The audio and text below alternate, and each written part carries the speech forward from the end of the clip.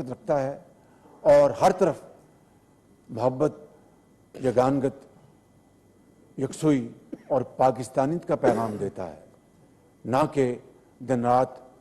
چور اور لٹیرے کا پیغام دینا۔ آج سیاستدان گالی بن چکا ہے۔ میں آپ کو بالکل درد دل سے عرض کرنا چاہتا ہوں کہ آج اس طرف بیٹھے ہوئے میرے انتہائی قابل احترام سینیٹرز، اس طرف بیٹھے ہوئے میرے انتہائی قابل سینیٹرز، اور یہ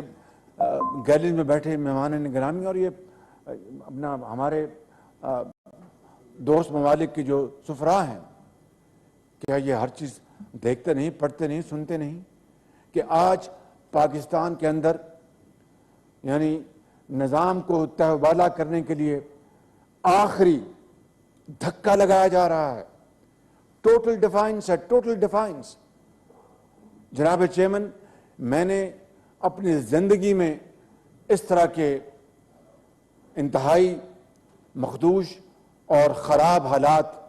پہلے کبھی نہیں دیکھے۔ بڑے بڑے موقع آئے، ہم نے دیکھا بہت، لیکن اس طرح کے جہاں پر ٹوٹل ڈیفائنس ہے، عدالت عظمیٰ کی، عدالت عالیہ کی، لوور کورٹس کی، قانون کی دھجیاں بکھیری جا رہی ہیں،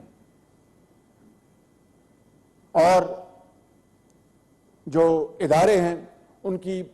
اتنی بے توقیری کی جا رہی ہے کہ اس کا حد و حساب نہیں، اور گراؤ جلاؤ کی تحریک کو آگ لگانے کے لیے پوری اس کو ہوا دی جا رہی ہے۔ جناب چیئرمین، ان حالات میں جب آپ یہ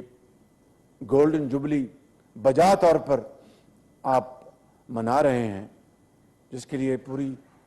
تحسین ہے آپ کو، وہاں پر یہ جو حالات ہیں آج پاکستان کے لیے ایک بہت بڑا چیلنج بن چکے ہیں۔ میں یا یہ آنریبل ممبرز اس طرف بیٹھے ہوئے میرے پیچھے بڑے انتہائی قابل احترام زعماء، خواتین و حضرات، میں ان کی بات یا اپنی بات قطعاً نہیں کروں گا کہ جب بے جا، من گھڑت، بے بنیاد الزامات کی پاداش میں ان ساتھیوں کو جو اس ہال میں ہیں، جو اس ہال میں نہیں ہیں، ان کو جیلوں میں دھکیلا جا رہا تھا، تو پوری قوم نے دیکھا کہ کسی نے کبھی بے جا طور پر قانون کو اپنے ہاتھ میں نہیں لیا، قانون کی بے توقیری نہیں کی۔ جب پوری قوم نے دیکھا کہ ایک فاشسٹ طریقے سے نیب کے قوانین تبدیل کر کے تھرو آرڈیننس، پارلیمان کے ذریعے نہیں، میں پہلے آرڈیننس کی بات کر رہا ہوں، رضا رحمان صاحب ایم آر آئی، اور اس پہ کیا تھا کہ ریٹائرڈ ججز لائے جائیں گے، ریٹائرڈ ججز،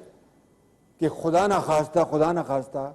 حاضر ججوں کی پاکستان میں قلت ہو گئی ہے۔